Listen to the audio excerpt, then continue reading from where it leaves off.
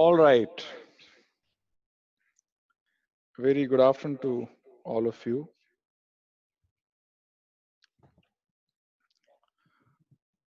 So today is the fourth session in our series of seminars on this very important subject of self-discovery.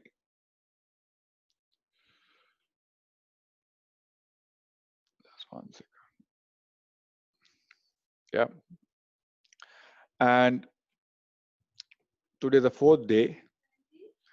And today's subject is science of soul, or who am I?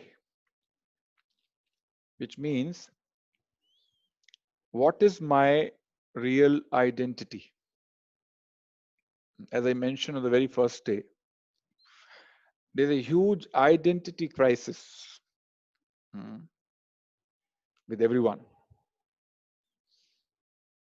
In fact, more than 99.9% people do not understand who they are.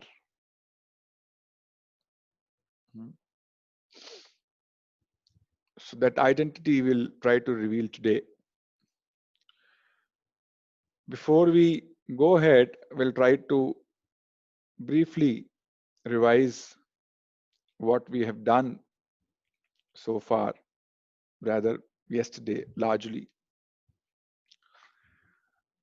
We discussed there are 7 real problems of this material world,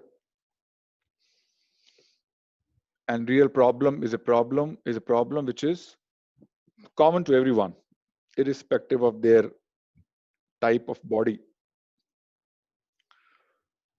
And a real problem is something which no one wants, at the same time no one can escape. Any other problem in this material world is relative. When I say relative, means somebody's food is somebody's poison. Somebody wins, somebody loses. And that's how we define relative misery.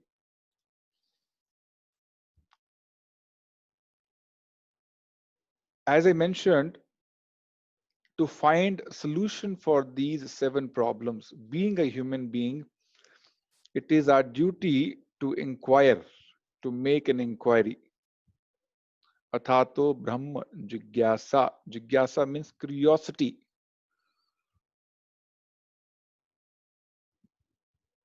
Curiosity to know what? Brahma. Making an inquiry about God. Why God? Because He is the manufacturer of this universe in which we suffer these 7 problems. So only manufacturer can tell us the root causes of these problems and how to get rid of these problems. None of our material efforts can help us finding solution for these problems. We have been researching for ages, for centuries, but somehow we have not been able to, and we will not be able to find, solution for these problems, irrespective of how much material progress we may make. And we also established existence of God and also defined who is God. Someone who is the cause of all causes, or the source, ultimate source of everything. Everything emanates from Him, but He has no other source. There is no other cause for Him. He is the last person.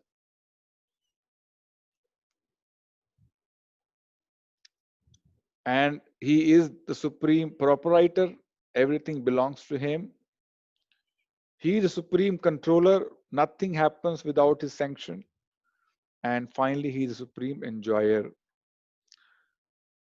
And then we discussed yesterday about this person called as God, who is the manufacturer of this material universe.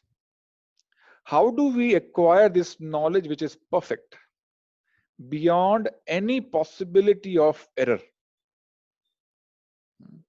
Because we can't afford to have any error while trying to search for God.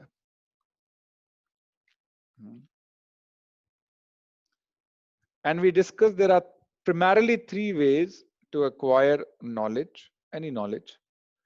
The first one is pratyaksh praman, or direct sense perception. We discussed we have five senses, and through those senses we perceive and acquire or gain knowledge. When we hear something, we gain knowledge. When we see something, we gain knowledge. When we touch something, we gain knowledge. When we smell something, we gain knowledge.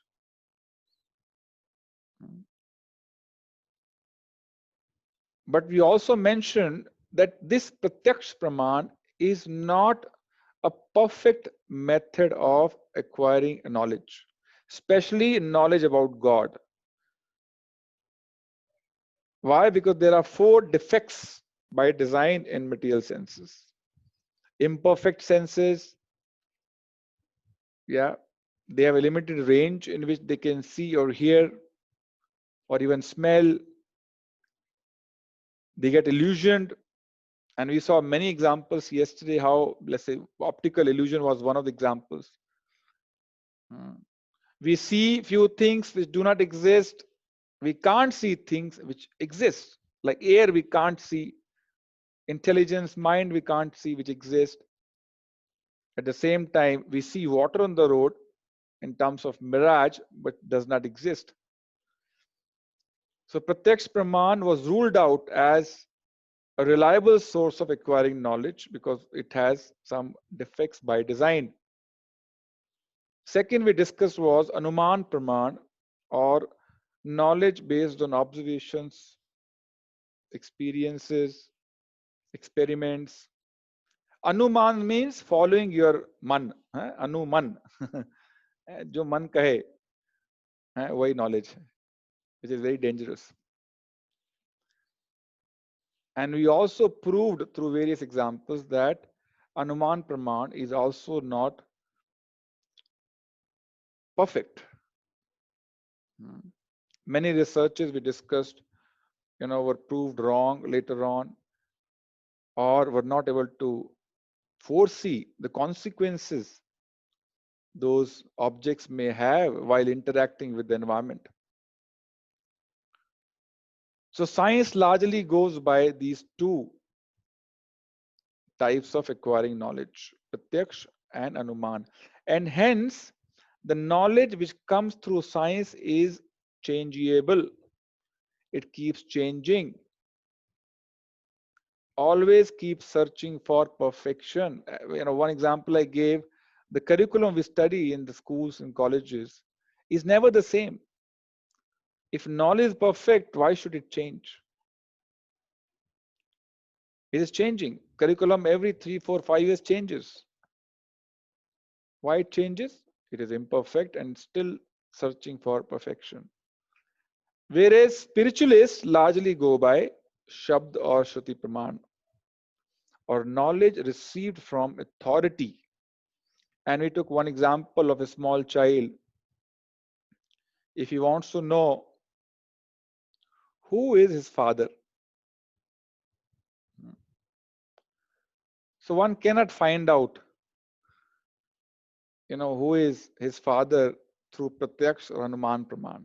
Practically impossible.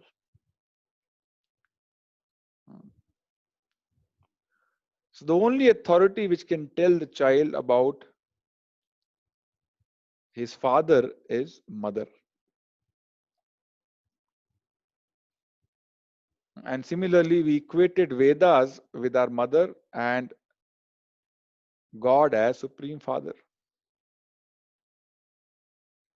And Shabd or Shruti Praman is largely attained or acquired through hearing process from a disciplic succession. Yeah. And we discuss about Vedas. Vedas means it comes from a root word called Vit. Vit means knowledge. Vedas offer perfect and complete knowledge about the supreme perfect person known as God. As I mentioned, Vedas are also called as Apurushaya. because human being is not the one who has manufactured this knowledge. This knowledge has come from the person God himself. He gave this knowledge to Brahma, the first person in this material universe. Brahma passed it on to his son Narada Muni. Narada passed this knowledge to his disciple Vyasadeva, who wrote down all these for the benefit of people of Kali Yuga 5,000 years back. And he passed on this knowledge to Sukadev Goswami. Like this, parampara by parampara, this knowledge has reached us.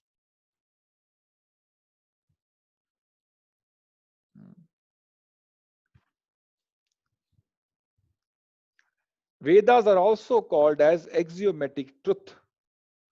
Axiomatic truth means it is perfect, factual in itself. It does not require any third evidence to prove whether this is wrong or right. It is not relative, it is absolute knowledge. Not even an iota of chance of imperfection in this knowledge. And it has stood the test of time over ages, over centuries, over yugas, over millenniums. Bhagavad Gita, who was the first student of Bhagavad Gita? Sun God himself. Surya Devta himself. Krishna reveals this in Bhagavad Gita. Incredible predictions and knowledge of all fields from Vedas. There is no field regarding which you can't obtain knowledge from Vedas.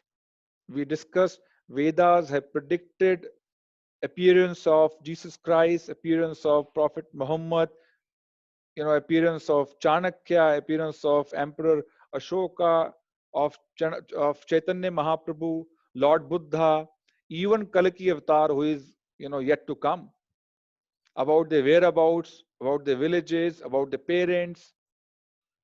This level of detailing is available in Shastras.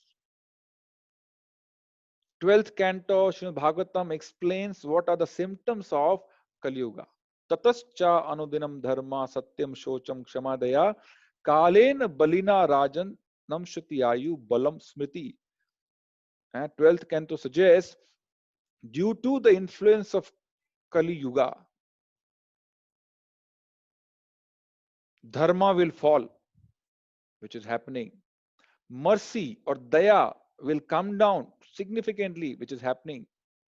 Cleanliness of body and mind will come down drastically, which is happening. Memory power, smriti, will come down, which is happening. Bodily strength will come down, which is happening. 32 feet height has become 5.5 feet. Age will come down, which is happening. 1 lakh years become 60, 70 years. And only 5,000 years have gone in the current Kali Yuga, which is supposed to be lasting for 4,32,000 years. 4,27,000 years yet to come. And what is going to happen is already predicted and written on the pages of Srimad Bhagavatam. You name any knowledge, Vastu Shastra, Rasayan Shastra, Kam Shastra, what else? Arth Shastra, Dharma Shastra, Gyan Shastra. Every type of knowledge is available in these Vedas. And we saw some of these examples yesterday. We also discussed nature of this material world as explained in Bhagavad Gita. Dukhalayam ashashvatam. Dukhalayam means it is a place of misery, but temporary existence. Dukhalayam. So ये इस भौतिक जगत का स्वभाव है दुख देना. So one should not be surprised. Why do we get these problems, very often? Padam padam yad vipadam. Every step there is some danger, there is some problem. This is the swabhava of this material world. This is the nature of this material world. So unless we understand the nature of this material world, we will not be able to find out the solution. And hence it is important to find out even about this material world. We'll discuss briefly about this tomorrow. How is Shabda Praman knowledge is transformed through disciplic succession of Parampara? That also we saw, as I just explained, from Krishna to Brahma, Brahma to Narada, like this. And we also discussed there are 4 authentic, bona fide paramparas in which one can attain this knowledge safely. Brahma Sampradaya, which originates from Brahma ji himself. Rudra Sampradaya, which originates from Shivji. Sri Sampradaya, which originates from Lakshmi ji, the wife of Vishnu, and Kumar Sampradaya, sons of Narada, sons of Brahma ji. So these 4 sampradayas, knowledge is being passed on in disciplic succession or through parampara, Shruti Praman or Shabda Praman. And then we discuss destination of life. If you remember, the goal of life, we use analogy of car versus body. Maybe next slide I'll once again go through that, because it's very important to understand. Why do we get this body? Not to have bodily enjoyment, but for a very higher purpose. Material progress is just decorating the cage or the body than worrying about the bird or the soul inside, who's the real driver in the body. Body has no meaning without soul. We'll find more facts about this over the next few slides. Yesterday we discussed material progress is simply decorating the cage or the external body, not really worrying about whether the soul inside or the bird inside is starving or happy or nourished. Entire focus of current generation is to feed body, not to feed the soul. There is no awareness about the soul. So where is the question of feeding the soul? This we discuss in terms of what is the actual destination of life. And we compared a car given by a company to an employee and a human body given by God. Yeah. Driver is the one who drives this car, and soul is the one who drives this human body. As I mentioned, body has no meaning without the soul. Cleaning, oiling of the car is like bathing and eating for the body. Car does require some repair, body does require some repair. The purpose of the car is to go to the company, and the purpose of this body is to take the soul from material world to spiritual world. Now, not many people are aware that there is something called a spiritual world. At best, their knowledge is limited to heaven, Swarga. And heaven is a part of material world only. It is not a part of spiritual world. Everybody wants to become Swargavasi, isn't it? All of them, they want to go to heaven. But heaven is a part of this universe only, this Brahmanda only. It is material in nature, not spiritual in nature. Spiritual is spiritual world is beyond this material world. Yeah, breaking the car is like committing suicide. Using it to roam around along with the girlfriend is like enjoying pleasures, forgetting what is the goal of this car or this body. Speeding up is like living like a rat race with no goal at all. Everybody is busy. So these two are very important. Purpose is to go back to Godhead or the original abode of the soul. And second, painting, decorating, and beautifying the car and never using it for the purpose is like decorating the body with cosmetics without using it to serve the Lord. This is the highest truth available in scriptures, which is completely unknown to general mass of people. They have understanding of someone, some God, but what is their duty towards him? What are the laws of nature of this cosmic organization? What is the purpose of car? What is the purpose of this material world? is unknown to most of the people around. So it's a very, very important slide, and hence I repeat it today. As we mentioned, we're talking about Kali Yuga. Kali Yuga means people are obsessed with their bodies, with the looks, names, forms, and sexual desires. Generally, they are sinners and lack virtue. Lust, anger, pride, envy, greed, illusion characterizes this Kali Yuga. Lust means lot of material desires. Anger means with a slight provocation, one becomes angry.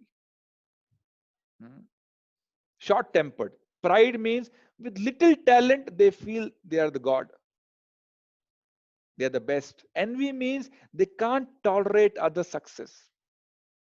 Para sukha dukhi. दूसरे का सुख देख के दुखी होना, and para dukha sukhi. दूसरे का दुख देख के सुखी होना. That is the nature of material Kali Yuga person. Greed. More and more and more and more. Illusion. Not able to see what the reality is. And all the problems we have, all the external pollution we have is due to this internal pollution. And we are trying to only solve symptoms: air pollution, land pollution, water pollution. These are not the problems. Problems is inside pollution within the person. Unless you treat that, external pollution will not come under control. So these are the pollutants: lust, anger, pride, envy, greed, and these are the contaminants. If you take care of them, external environment will become friendly.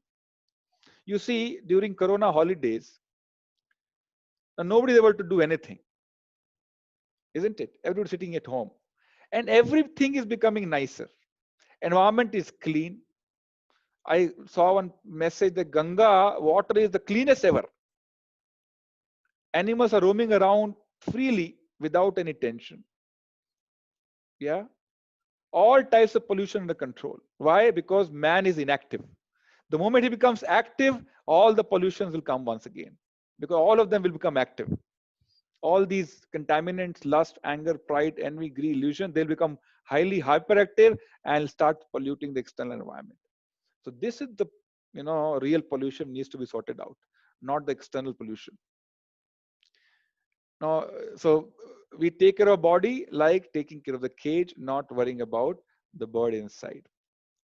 Let me share one story with you.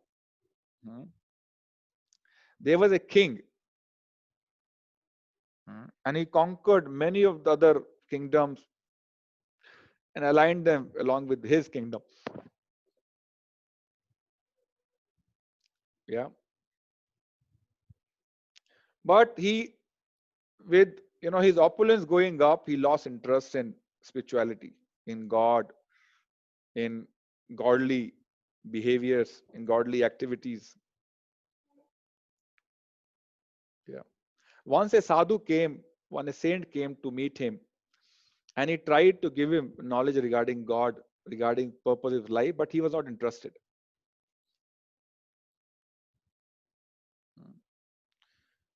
Sadhu tried, but he failed to convince him. At last, he said, "Okay, at least fulfill one desire. Fulfill one my desire." And king said, "Yes." He said, "Find out who is the most foolish person in your kingdom. Bring him here, give him a stick, and ask him to roam around in the entire kingdom." So his people went out. They started searching for who is the foolish person.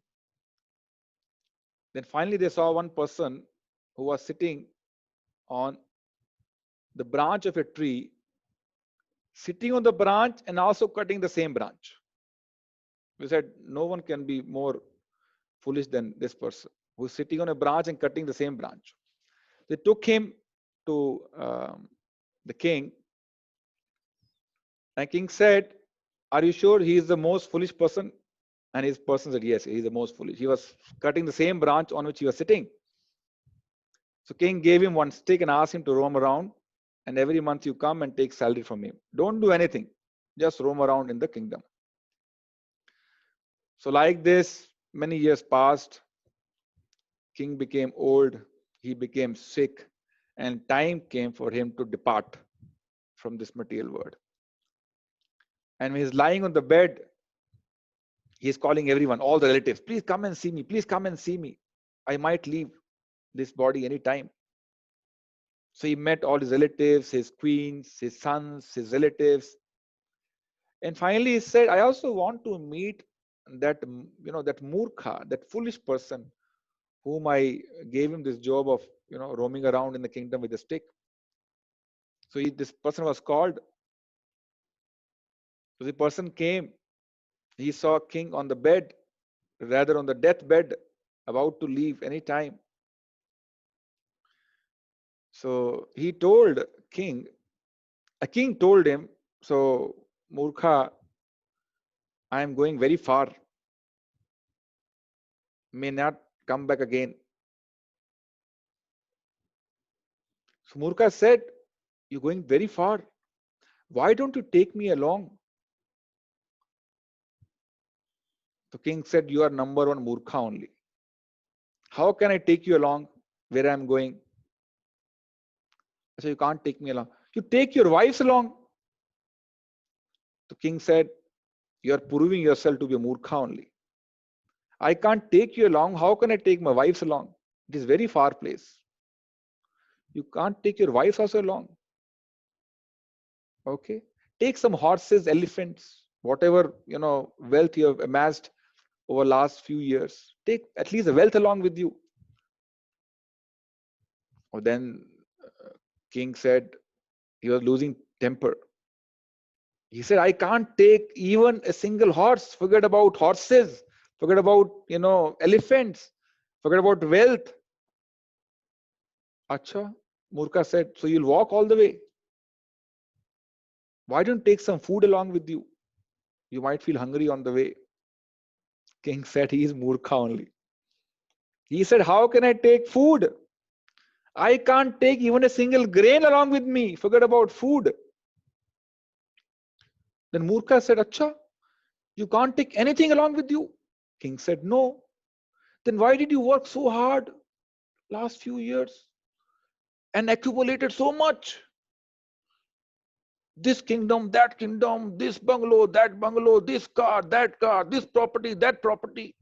So many relatives. If you can't take anything along with you.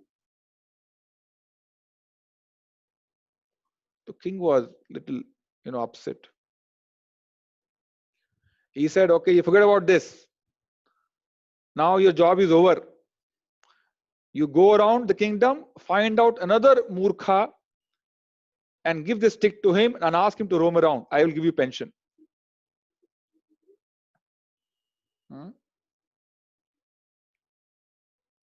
He said, Akka. Then he said, Murkha said, okay, you want me to find out a Murkha bigger than me? He said, find out Maha Murkha, who is a bigger Murkha than you, and give this stick to him, or this, crown to him, crown of Maha Murkha to him. So this Murkha went closer to the king and handed over the stick to the king.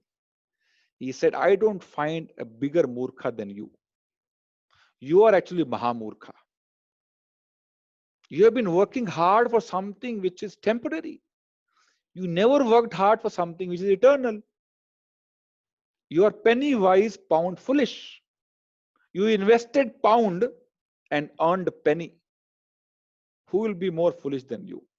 Then king understood he is not an ordinary Murkha. He is very intelligent person. He asked him, please reveal your identity. Then that Murkha revealed his identity. He said, I am the disciple of the sadhu who came to you, whom you did not listen about God, his creation, about your duty, your purpose of life. But he was still willing to deliver you, and he deputed me to be here and give this lesson to you at the right time. Now, at least at this time, you start chanting the holy name and deliver yourself. And king understood that how illusioned he was throughout his life, and he followed his instructions and started chanting and delivered himself over the last few days. So the lesson from the story is, what we're going to study today is eternal, Shashwat. What we are worried about today is temporary body. We need to understand the difference between the two to understand what is the purpose of life. In Bhagavad Gita, Krishna starts Bhagavad Gita with this knowledge only. This is like the A, B, C, D of spirituality. If you don't understand this, forget about the goal of life. Because with the wrong identity, anything you do is wrong. Isn't it? Suppose you have to work on one equation, A plus B is equal to C. Right? That is a starting equation. But you misidentify the equation as A plus D is equal to C. Wrong identity. And after that, you do any calculation, anything you do with that equation is wrong. Similarly, with wrong identity, any action we carry out is wrong, will not deliver any purpose of life. And hence, it is very important and pertinent to understand about the subject of science of soul. Yeah. Most important knowledge one should have. And then he will be in position to identify the goal of his life. Yeah. So that is what we'll discuss today. Let me just change my presentation. Just hold on.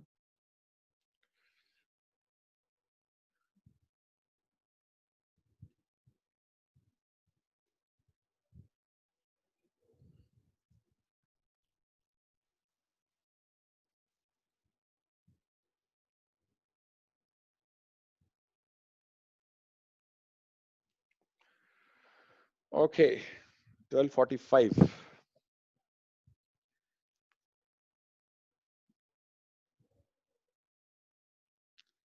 Can we do some polling to generate some interest? Are you ready?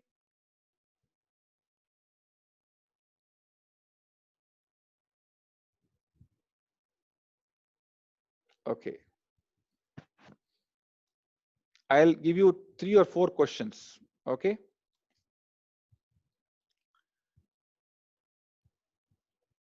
Look at the first one.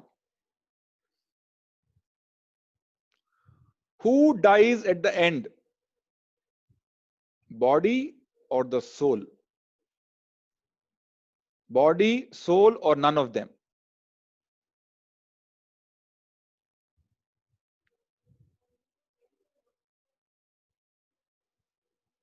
Okay. Still half the responses yet to come.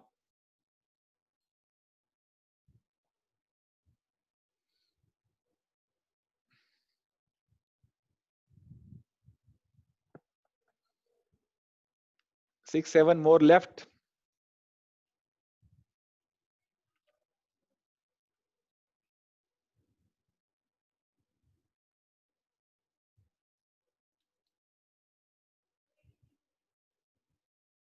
Still 5 more to vote. Please finish your voting, then I will go to next one.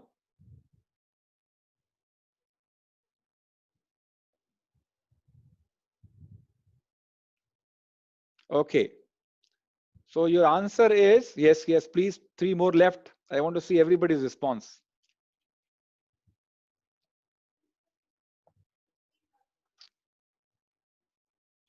So 87% people say body dies. There are 3% people say soul dies. Interesting. And 11% people say none of them. Answer is none of them. Neither body nor the soul. We'll discuss later. So that says it all. Our understanding about body and soul. Okay, let me take second question. Okay.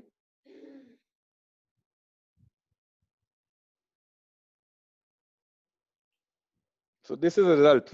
87% people say body, 3% say soul, and 11% say none of them. Okay. So let's see another one.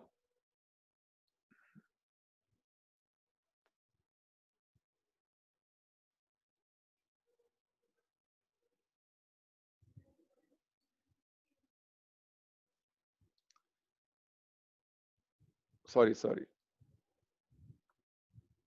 Let me see, how do I go to the second one?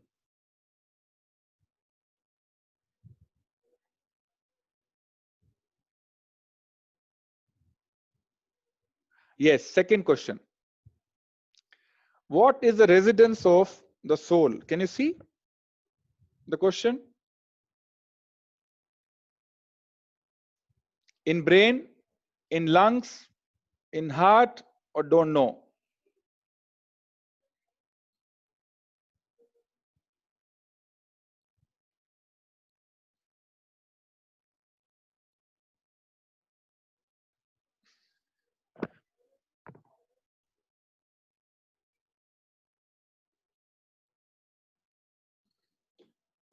Hmm.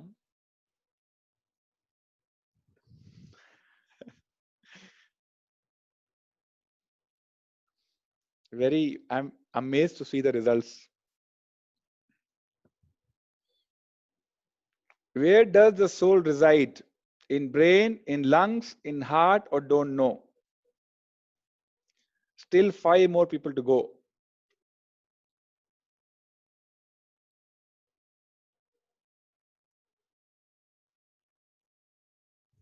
Three more to go.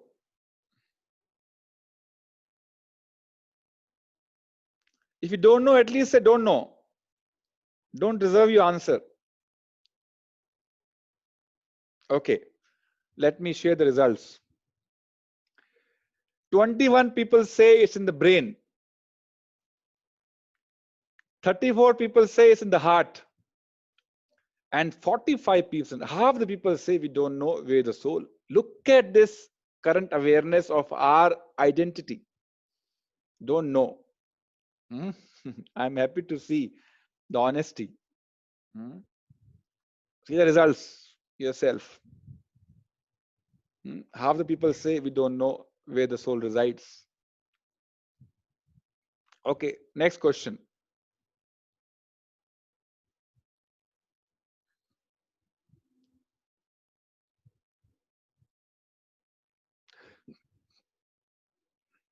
How big is the soul? What is the size of the soul? It is equal to the size of the body, equal to the size of heart, it is equal to the size of hair tip, equal to size of 1/10,000 part of the tip of the hair.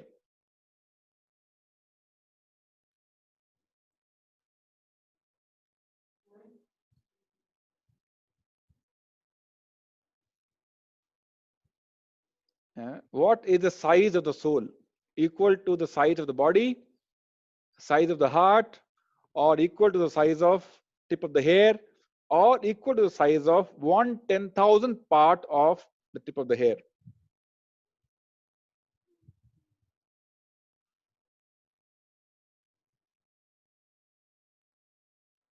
Hmm. You have to choose one. I didn't put any don't know, option here. Choose the best. Make the best guess.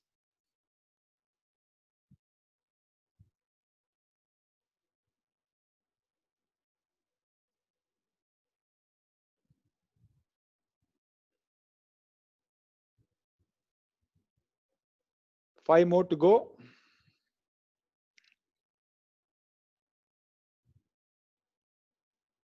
Okay, let me share the results. Large part of the population saying 1/10,000th, of the tip of the hair, which is the correct answer. Very good on this front. See the results. Okay. Next, nature of the body and soul. Please select the correct answer. Body is material and soul is spiritual. Both are material, both are spiritual. Body is spiritual and soul is material. Okay, please answer.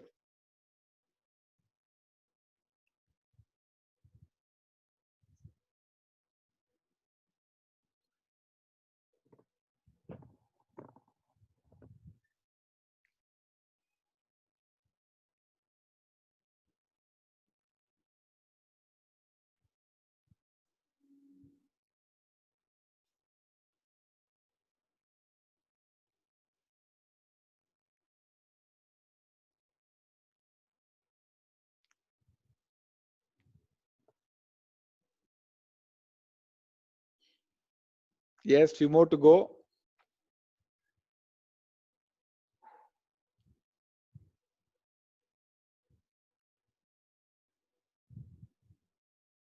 So around 80% people saying body is material and soul is spiritual. There are few who say both are material, and there are few who say both are spiritual. Around 1/4 of people say either both are material or spiritual. But yes, large part of the population knows the answer. Body is material and soul is spiritual. Hmm. See the results.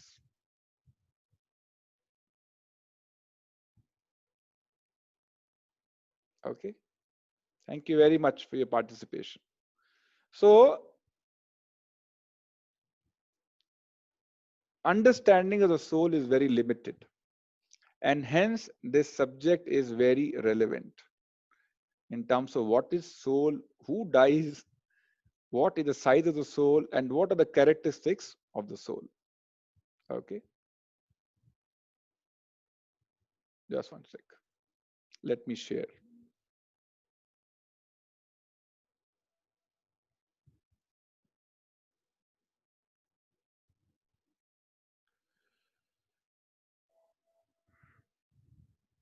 Okay, can you all see?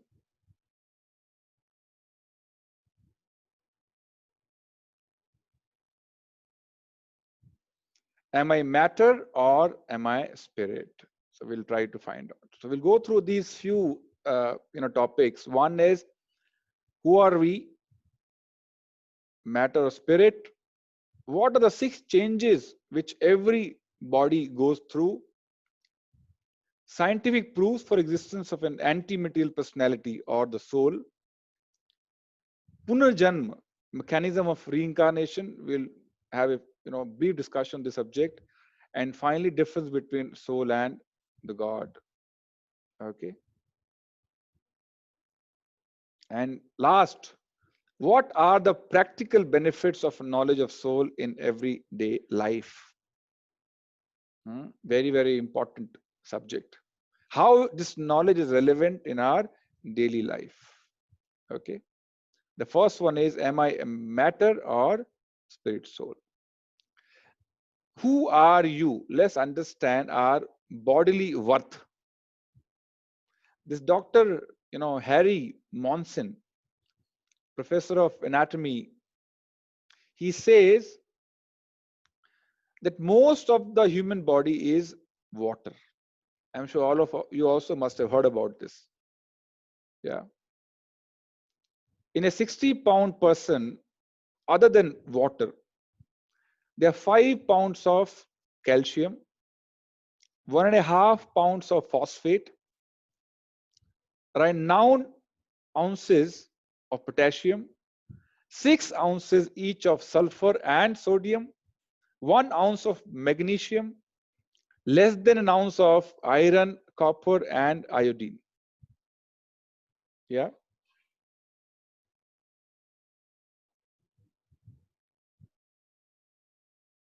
Okay. And he then tried to find the commercial value of these items of which this body consists of. And what was that value? Yeah, 110 rupees.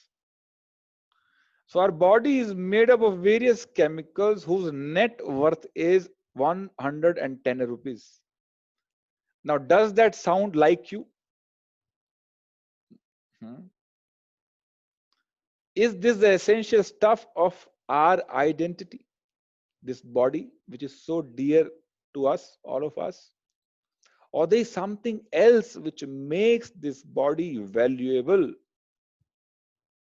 which increases the worth of this body multiple times? So the worth of the body is 110. Yeah. So this is not our actual identity. Then what is our real identity? It is of soul. You see this beauty queen before death and after death. chemicals are the same. Body looks exactly like what it looked before death. But this body does not have any feeling, cannot get up and embrace, cannot think anymore, cannot discriminate anymore, zero desires, can't move even an inch, and whatsoever no consciousness, chetana. But the body is same, isn't it? All the same chemicals. So what is that entity which brought this body alive, which made this body have feelings, which made this body have a thought process to discriminate, which made this body have various desires, which made this body move, or which made this body conscious? What is that entity? That is most important subject than the subject of body.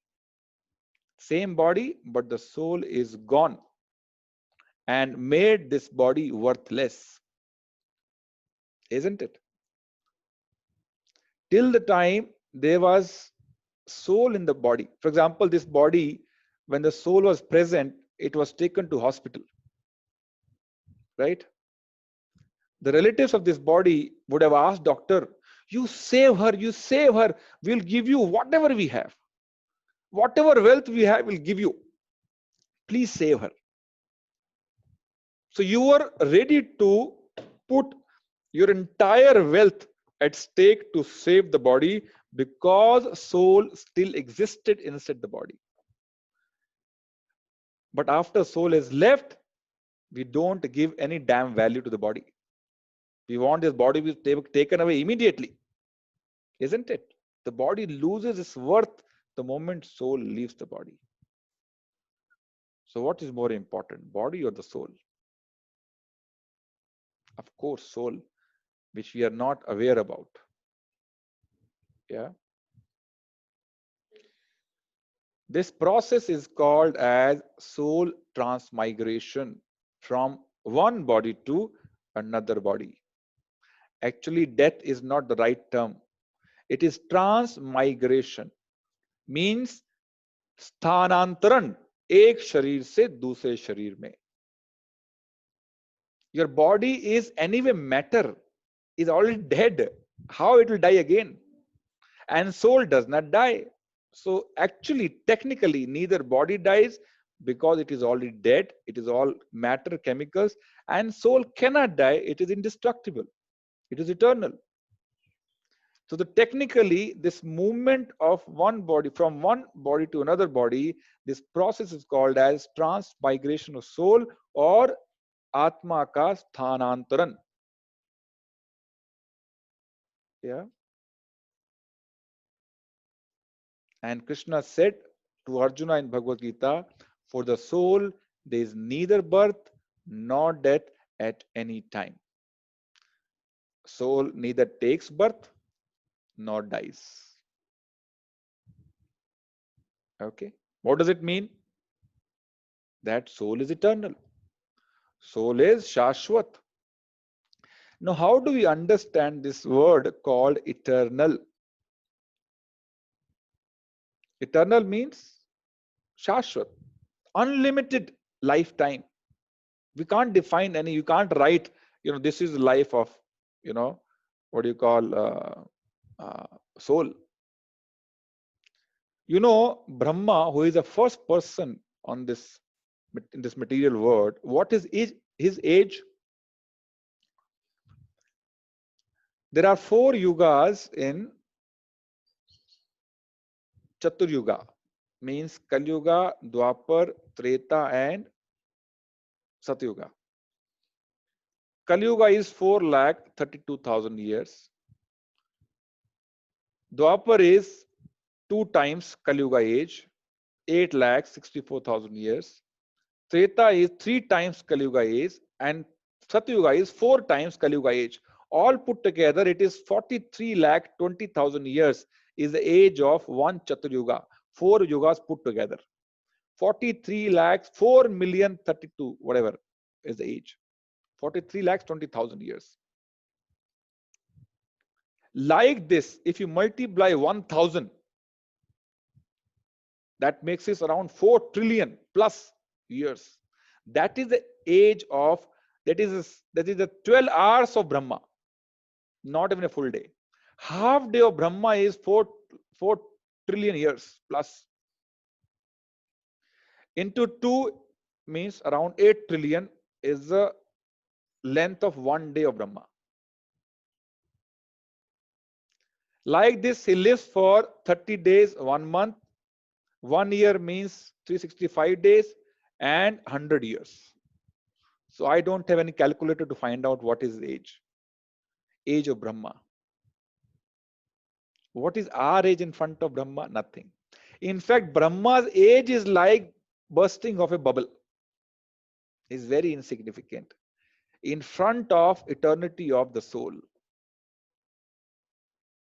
And in front of eternity of the soul, life of this body, which is 60, 70 years, is like a flash. You know, when you click photograph, flash comes. It's like a flash. The age of the 60 years of body is like a flash in comparison to the eternity of the soul. I hope now you can relate. What is this we're talking about? Brahma's age of trillions and trillions years is also nothing in front of eternity of the soul. Shashwat cannot be destroyed. Nainam chiddanti shastrani, nainam dahati pavaka. Soul cannot be destroyed by weapons. Soul cannot be burnt by fire. Soul cannot be dried by air, or cannot be damaged by water. Nothing can cause any damage to the soul. This is the nature of soul. This is our identity. And we are so worried about this 60-year-old body. Yeah, not even 60. We don't know 60, 50, 70, what. Then Krishna says, he has not come into being, does not come into being, and will not come into being. Which means it always existed in past, it exists now, and it will continue to exist in future. There is no time when it will cease to exist. There is no time when soul will cease to exist. This is the nature of soul. Yeah, he's unborn. Soul does not take birth. Soul simply moves from one body to another body. Eternal, unlike body, which is temporary. Ever existing, unlike body, which vanishes after a few years. And primeval, the oldest. He is not slain when the body is slain. When body is slain, nothing happens to the soul. Bhagavad Gita, 2nd chapter, 20 number verse. This is the nature of soul. Yeah. See the entire process from childhood till old age. Let's see the differences between body and soul. Body is matter, made up of matter. Panch Mahabhut. You all would have heard, no? Earth, water, air, fire, ether. And soul is spirit, not matter. Soul does not belong to this material world. We do not belong to this material world. It is like a foreign place for us, unnatural place for us, and hence we can't be happy. Fish out of water. Body is not conscious. Body cannot move unless soul goes inside the body. Soul is fully conscious. Body changes. It becomes old, it becomes aged, it gets diseased. But soul does not change. No change whatsoever. We see body changing every day, isn't it? माँ अपने बच्चे को हमेशा बोलती है, बेटा पतला हो गया, कमजोर हो गया, खाता है कि नहीं खाता है. She is observing changes. That's why she is making this statement. When I see my old photograph, I see a lot of hair on my head. Now I don't see hair at all, or see whatever little, all are gray. Body is changing. But soul does not change, whether in the body of an ant or in the body of elephant. Same size in ant also, in elephant also. Same size of soul moves the ant, moves elephant, moves you, moves me, moves Brahmaji. With growth of body, size of soul does not grow. Body is temporary and soul is eternal. Flash. This body is like a flash in comparison to the eternity of the soul. So just ponder upon this. Which out of these two we should be attracted to? Looking at the nature, body or soul? Body is always dead and soul is always alive. Which one we should be? Which any intelligent person will be attracted to? Which looks more attractive? Please write down your some in chat. I want to see your responses. Which looks more attractive, body or the soul?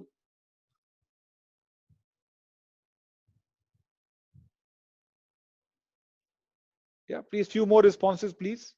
Yes, yes, very good. Thank you. Some more responses. Yes, very good.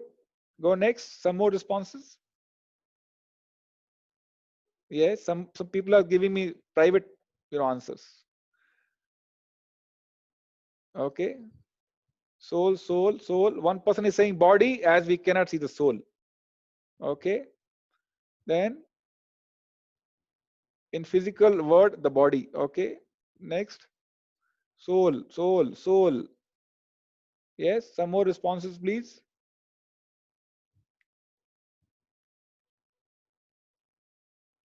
Thank you. So most people are saying soul is attractive. Of course, soul is attractive. But some people are saying we can't see soul, so body. So if I say we can't see your intelligence, what does it mean? You don't have intelligence? If we say we can't see your mind, it means you don't have your mind. We can't see air, so air doesn't exist? With these material eyes, many things we cannot see. It doesn't mean they don't exist, right? So intelligent person is who hears and develops a bona fide perception, isn't it? Somebody doesn't have to smoke the cigarette to find out what are the effects of smoking a cigarette. Yes or no? He can hear, yes, if you if a smoke cigarette, it does impact my lungs, and he'll be careful. He believes. So we don't have to experience everything to believe, isn't it? Hmm.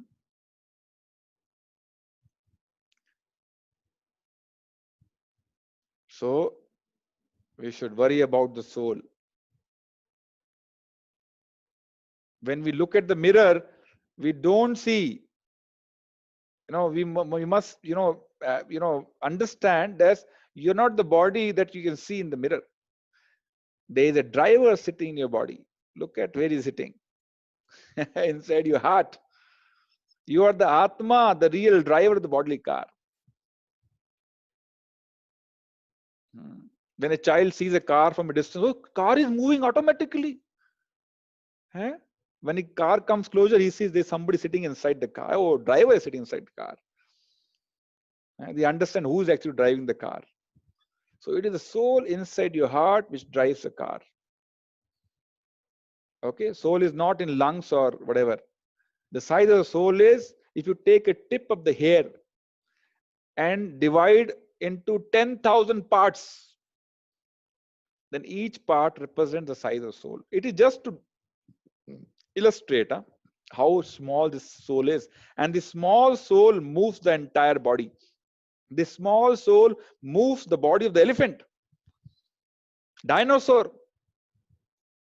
How powerful. We don't know what is our power in terms of soul. We are so oblivious because we are too attracted to this dead matter outside the soul, which is called body.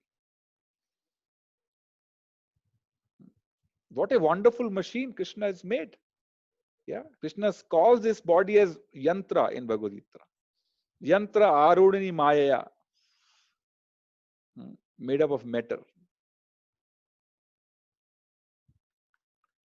Material viewpoint versus spiritual viewpoint.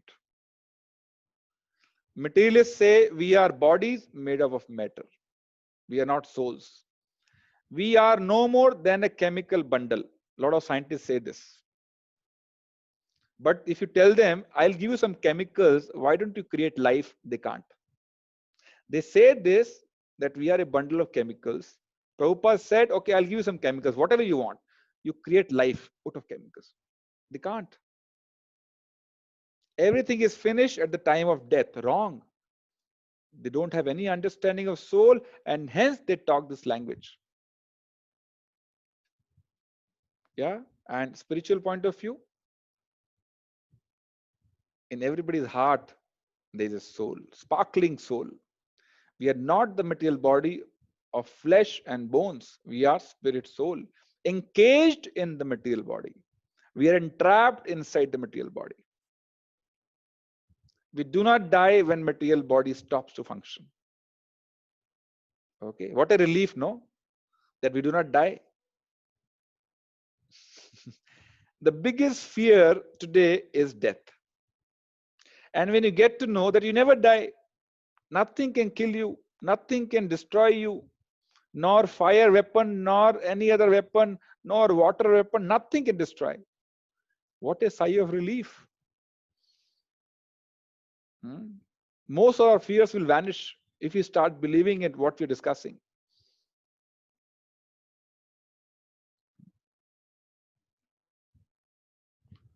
Sorry, my slides are moving a little slowly. The unseen driver of the bodily car. Yeah. So eyes of this body are like headlamps of the car. Sight. Yeah.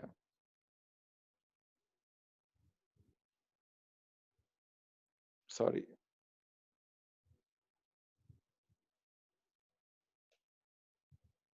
It's moving very slowly. And sound is like mouth, your tongue. Energy is like engine versus your heart, which pumps and sends energy in the entire body, or the blood in the form of blood. Yeah, movement, your car wheels versus your legs. The car cannot budge 1 inch without the driver. The body is termed dead without the presence of driver's soul.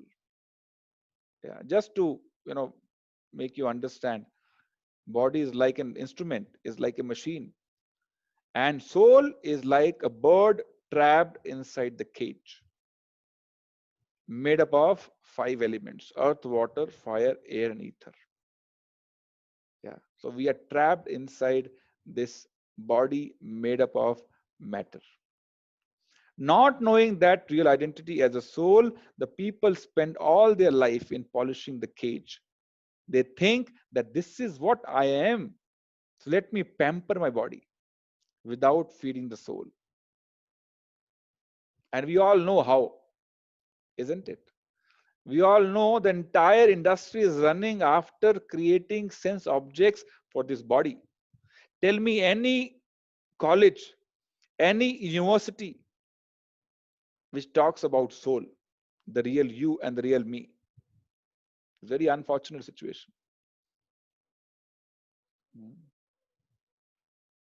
Prabhupada once went to MIT in US, and they were telling, we have this department, we have that department, this department, chemistry, physics, biology, hospitality, management. Prabhupada said, where is the department of Almighty in your MIT university? No department.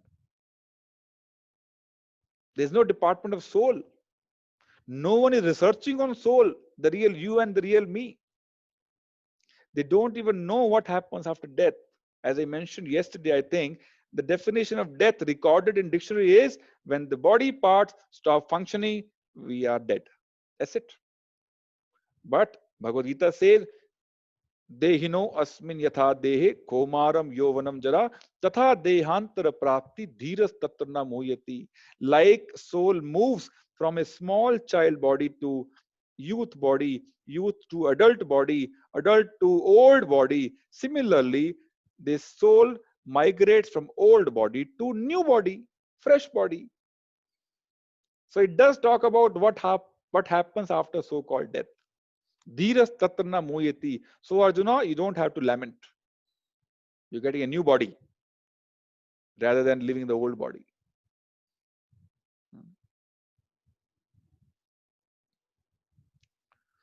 Okay, so we discuss, am I matter or am I spirit? I'm sure now most of us are convinced that we are not this body, but we are this convinced, or this spirit or the soul. Now let's see what 6 changes happen in the living body, which do not happen in any other instrument, but they happen in the body of the living entity because there is a soul inside. So there's a comparison of, say, one camera, which is also pointing towards a stage, and 2, 3 judges, which are also pointing towards the stage. What is the difference between the two? Yeah. Lens in the camera, no experience. Eyes in the judges, there's an experience because of the soul inside.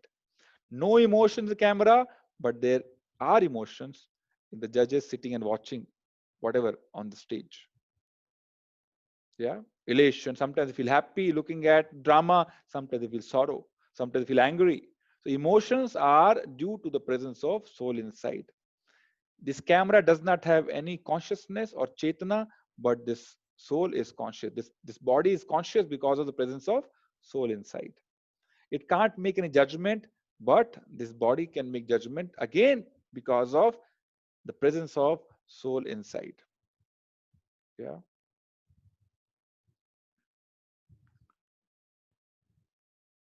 So somebody asked Prabhupada, Swamiji, I think our body is just a complex machine that gets worn out and crashes. Why should we bother about some soul powering the body? Prabhupada said, does your car or computer grow? Do you have a male and female car that can unite and produce a baby car?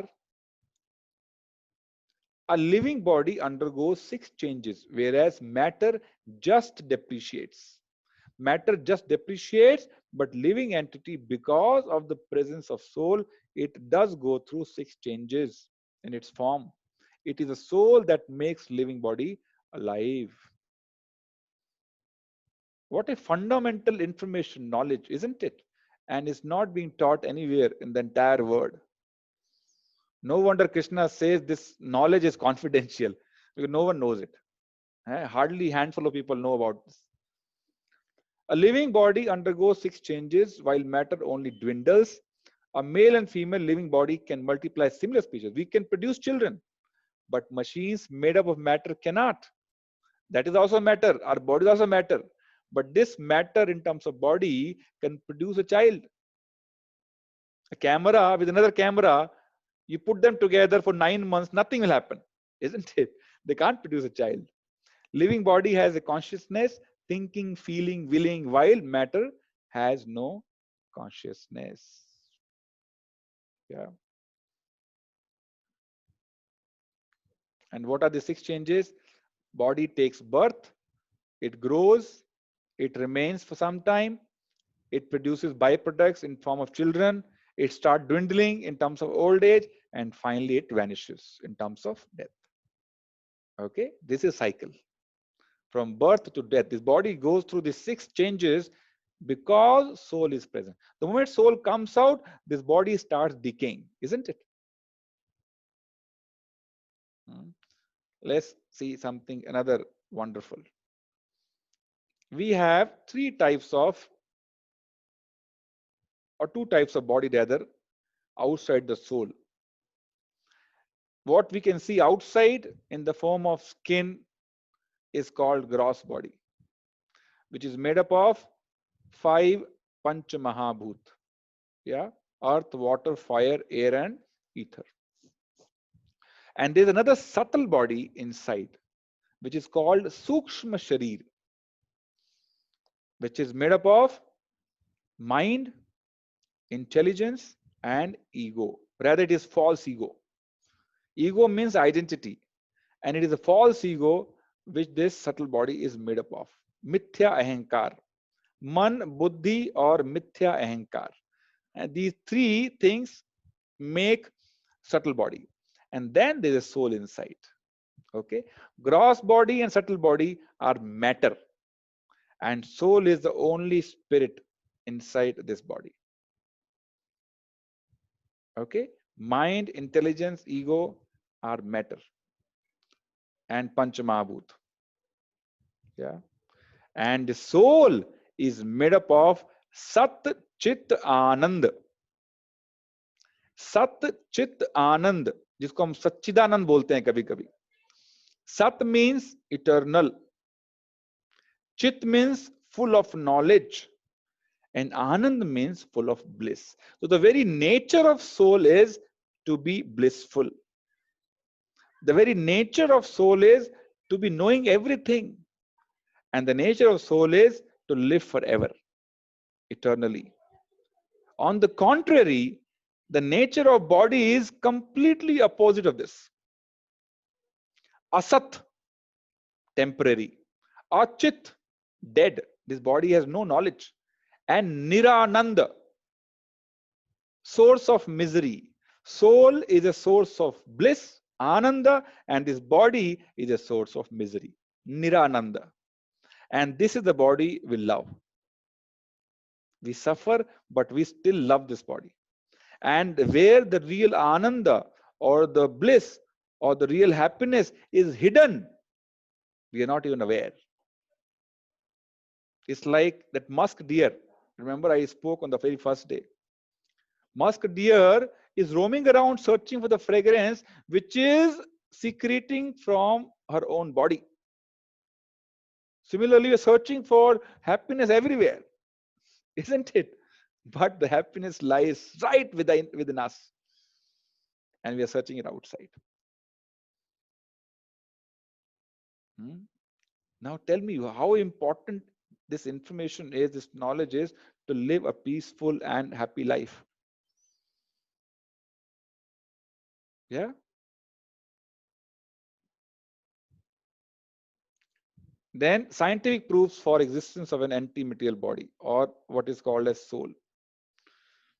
Yeah, I'll not spend much time on this, but I'll share some of the evidences. How can you find out that soul exists inside the body? The first thing is common sense, which is very uncommon these days. There's people not aware. When somebody dies in our family, we say, so and so person has passed away, isn't it? So and so person has passed away. Who has passed away? Body is still lying right here. So it means the person who has passed away is different from this body, isn't it? Why nobody is embracing this body like they embraced earlier? Why is nobody is feeding this body the way they fed earlier? If this body is the real identity.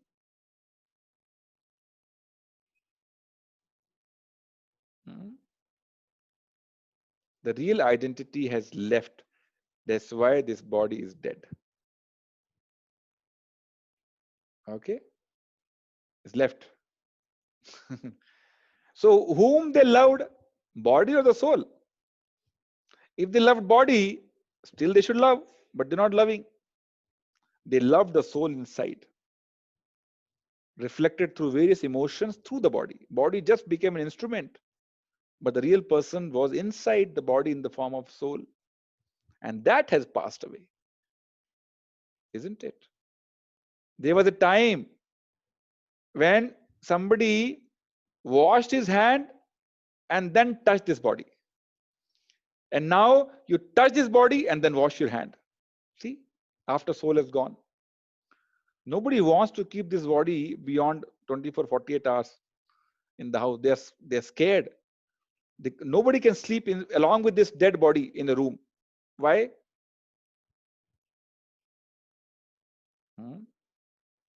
because the real person has gone away.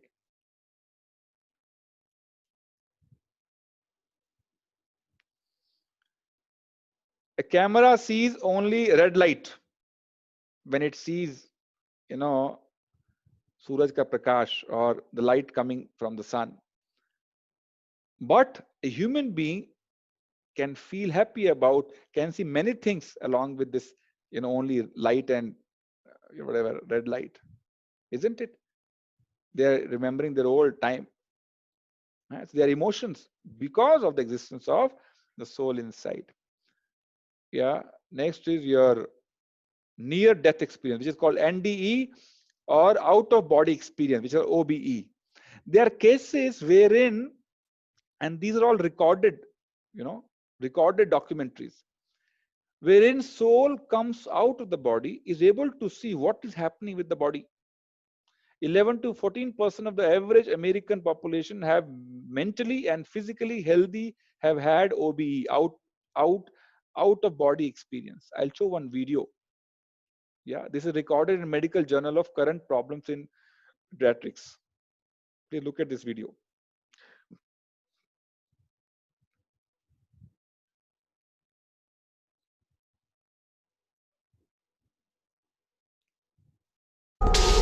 In Germany, Christina's doctors are also losing their battle. Her heart will not restart. She has just minutes before her brain too shuts down. You can't see the video? Okay, just hold on. So I'll send the video separately. Okay, I will not then waste time.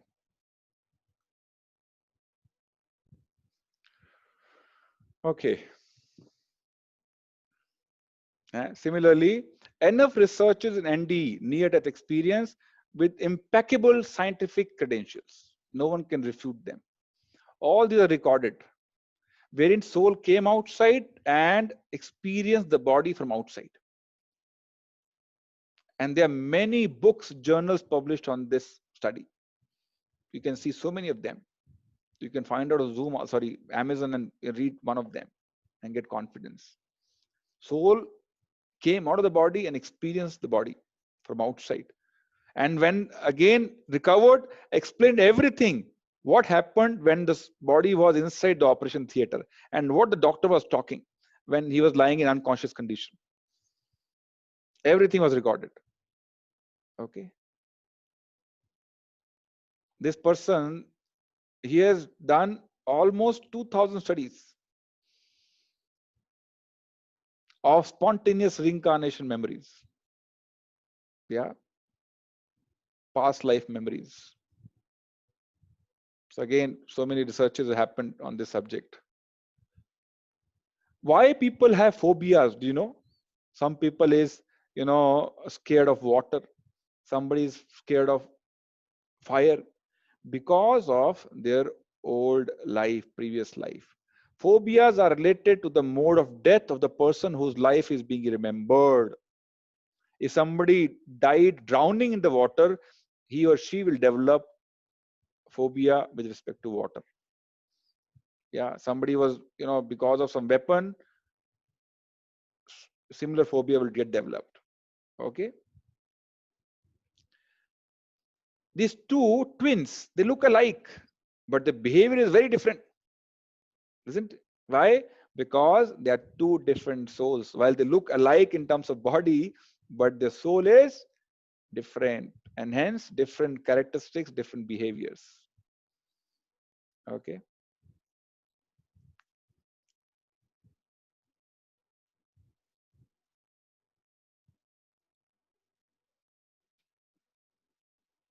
So these are different scientists, again, who are talking about reincarnation. The point being made here is, these are not cooked up stories. These are very well validated also by, our so-called scientists, our scientific researchers. Okay. This is a real story of India. Shukla, a case study by Dr. Ian Stevenson. Shukla Gupta remembering her past life. She was able to take the entire family to the village of previous life and guided the entire family to the house in which she lived in the previous life, and recognized everybody in the house. He is my husband, she is my mother-in-law, she is my father-in-law, she is my brother-in-law. And she could even share some confidential, information regarding her husband, which no one else but the wife knows. So these are live cases within India. Okay. Shukla recognized her previous lifetime house, her mother-in-law, brother-in-law, husband, daughter, indicated, who is her husband. Hmm. Krishna leaves some of these examples to give confidence to people who do not believe in such cases. Okay. Next is difference between body and, sorry, somebody may say, God is also eternal, we are also eternal, then we are also God, isn't it? God is a Satchidanand, we are Satchidanand, then we are also God. Then what is the difference? Let's try to see. Yeah.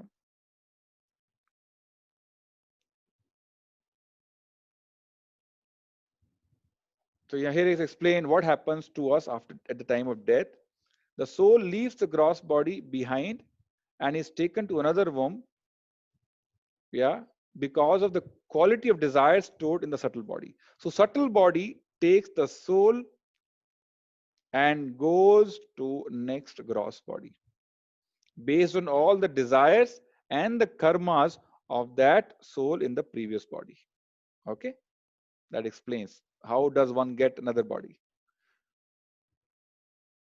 Yeah, based on, there's a nice verse. Yeah, Krishna says in Bhagavad Gita, yam yam vapi smaran bhava tejati ante kalevaram. Kalevaram is body. Tam tam evaiti konteya sada tad bhava bhavito. Which means at the time of death, whatever is the consciousness of the person in terms of the desires, and of course, due to the karmas, one gets another body.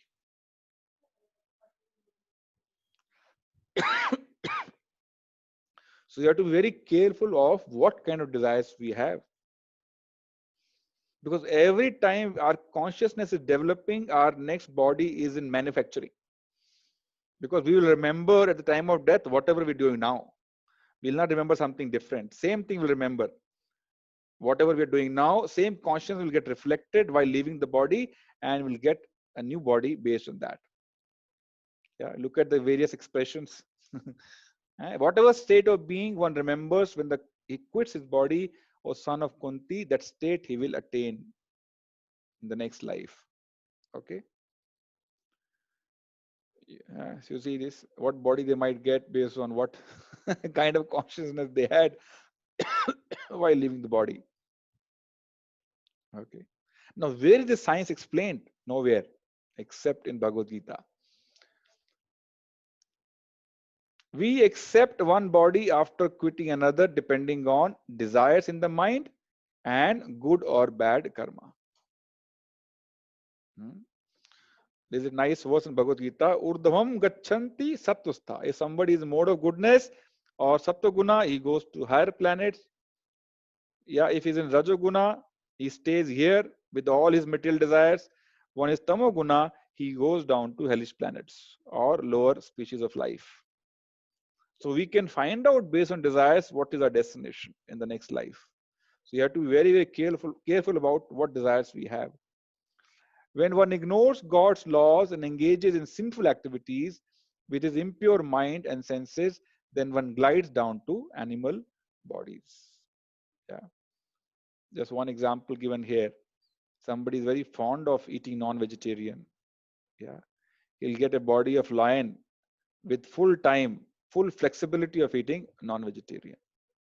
Yeah.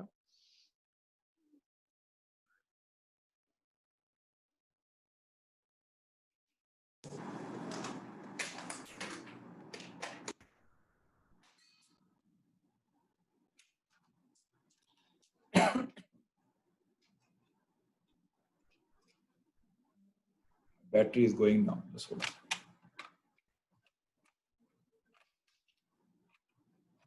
Yes. Somebody who's sleeping, you can imagine it's longer time in the next body. Somebody who's fond of revealing his body, her body, right? They normally get a body of a tree. Yeah, no clothing around. You can stand and reveal yourself 24 hours. Yeah.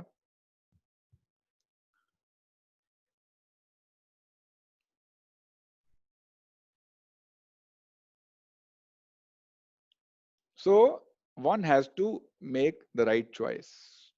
Yeah. The human form of life, we have got developed intelligence to discriminate and lead a responsible life.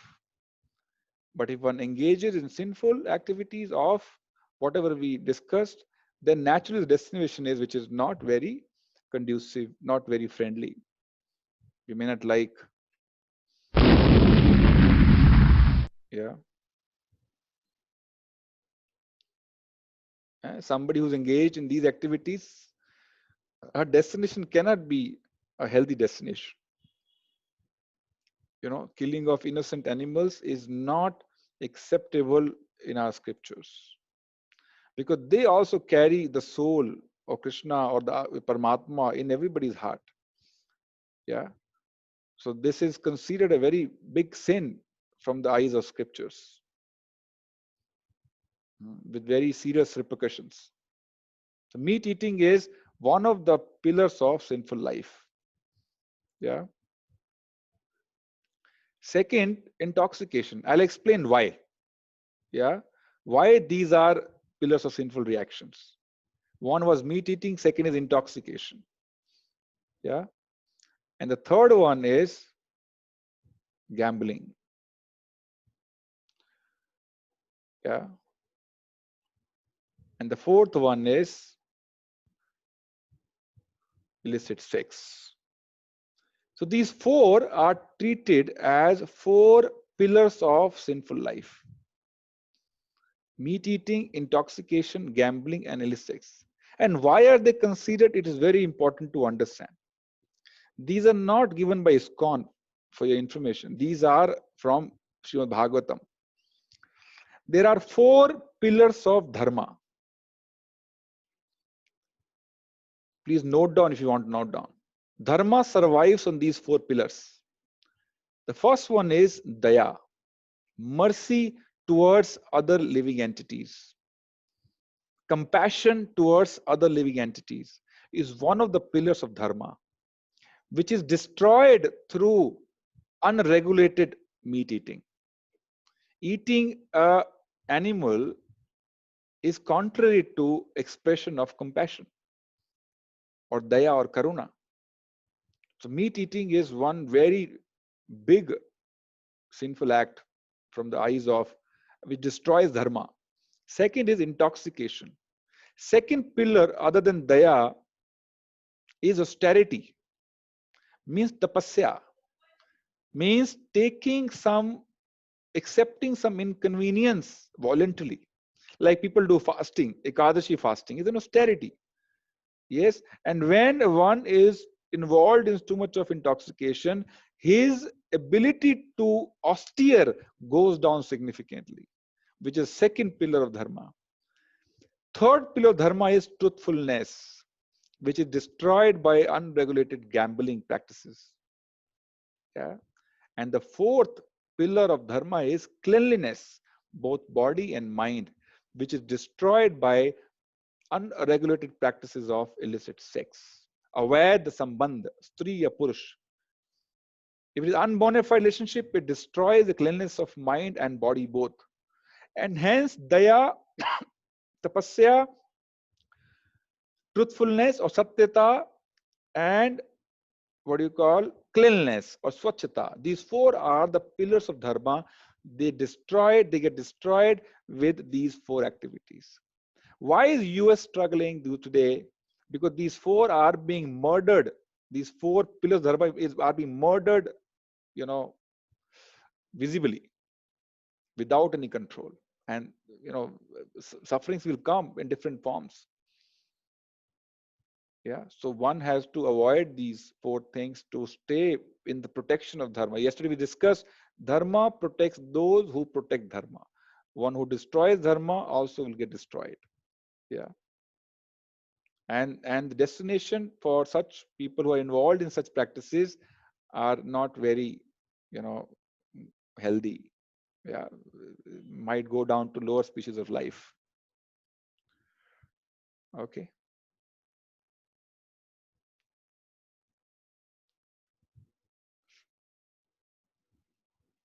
So responsible life means a life which is, you know, following some austerities according to our Vedic scripture. Yeah. Some sacrifices. Yeah. For larger, higher purpose. Trying to get knowledge which can help us find out and deliver the goal of life. And finally, taking association of people who are doing this. Yeah, because association is very, very important. Jaisa sangha, vaisa man. If you associate with a drunkard, you will end up picking a wine bottle next few days. If you associate with the smoker, few days you'll end up smoking. So I said people who are aware of the reality of life and leading a very responsible life according to the scriptures, you will also end up following them in very, in a short span of time. So association is very, very important. Yeah. And next is the difference between soul and God. What is the time? 1:45. We're already late. Eh? Can I take another 10 minutes if everybody's okay?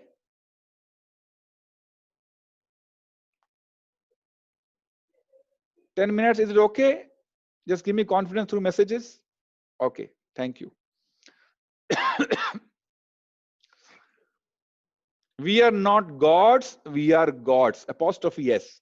We are of God, not God. Okay, we are sons and daughters of God. We are not gods. And let's see. Okay, everybody is saying yes. Thank you.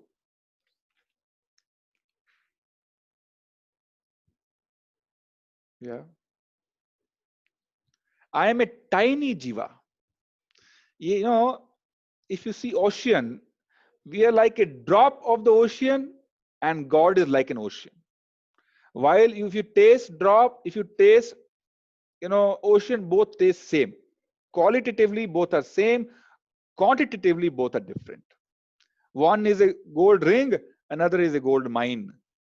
That is the kind of difference. We are very tiny in front of the Supreme Lord.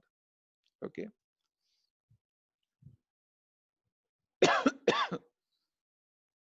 Leaving Lord's company forced us to be born in pain. Yeah, in a word which is filled of agony again and again. That's why this word is called as dukhalayam. Yeah, one has to suffer in one or the other way. Krishna is my Lord, the source of all existence. Krishna says in Bhagavad Gita, Aham sarvasya prabhavo. Everything emanates from me. His form is imperishable, full of 6 opulences, which we'll discuss sometime later. What are the 6 opulences?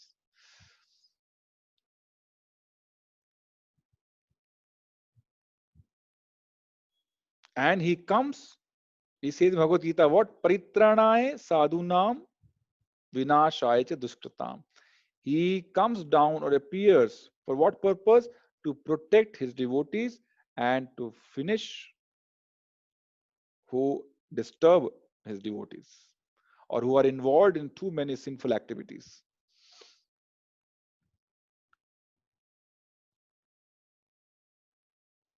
I am a Brahman, I am spirit, but he is Para Brahman, supreme soul. हमारे को बोलते हैं आत्मा, and in the form of Krishna inside a heart is called Paramatma. So in heart both reside, Atma and Paramatma. Atma is my soul and Paramatma is super soul. The partial expansion of the God. Okay, so that is the difference between Atma and Paramatma. I can invent a dome light, but God creates a moonlight. Dome versus moon, that is the difference. We make ordinary dolls, but the Lord makes us all. Yeah, doll versus we.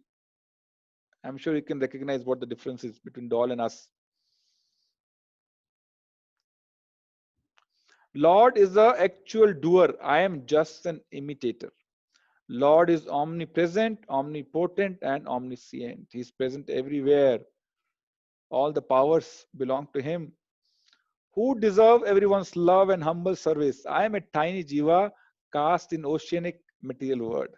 And we sometimes call ourselves, I am the Lord. Many people claim, I am God. This is their foolishness if they claim to be God.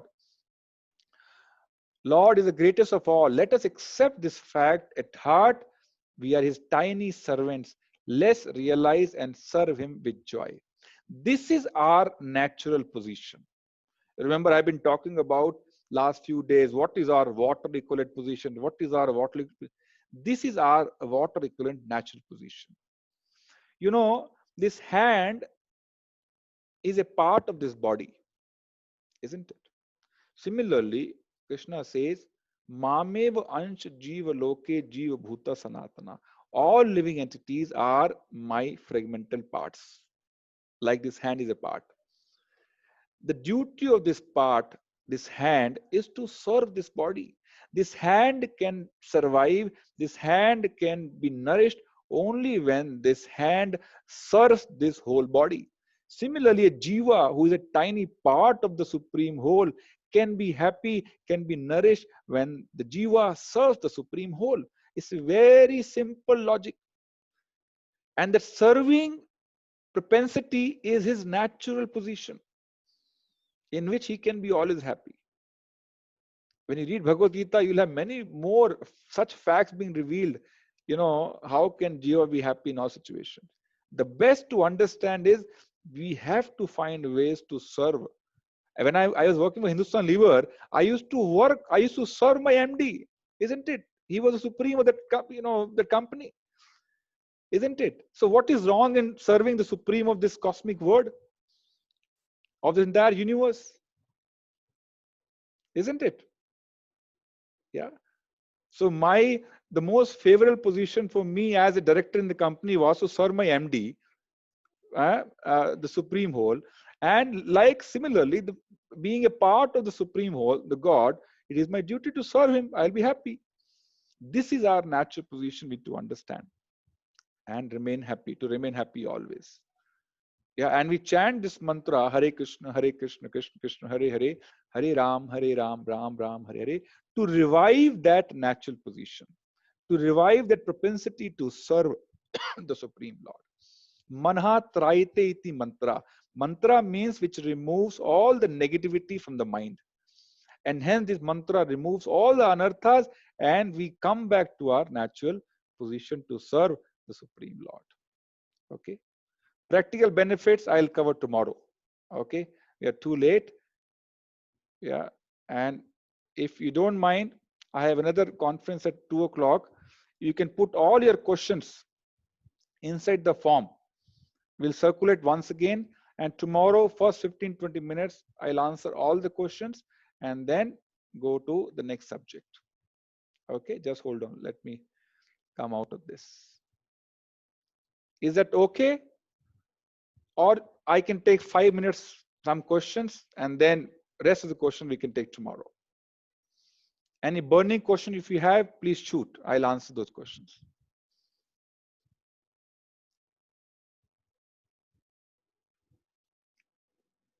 Was it too heavy or is it okay?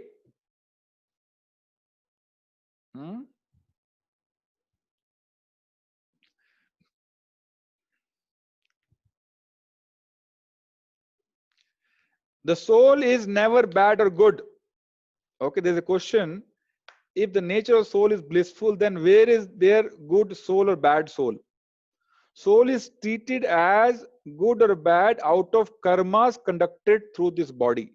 Soul by nature is very good, blissful. Right? If you perform actions according to scriptures, we can experience the nature of the soul. Because we are not following scriptures, we can't experience. Okay? Amazing session. Thank you. Heavy. It was supposed to be heavy. Who is the Father of God? None. If there's a father of the God, then he's the God. Okay, because he's the last person. God is the original person. Brahmaji says, Ishvara Parma Krishna Satchidananda Vigraha Adir Anadir Govinda. The first, the oldest person is God. There is no one beyond him. Just slowly, slowly, slowly. Just hold on. A lot of questions. Then the question is, what time a soul takes in transmigration? There is an entire process which might vary from person to person. कहाँ जाना है उसके हिसाब से depend करता है.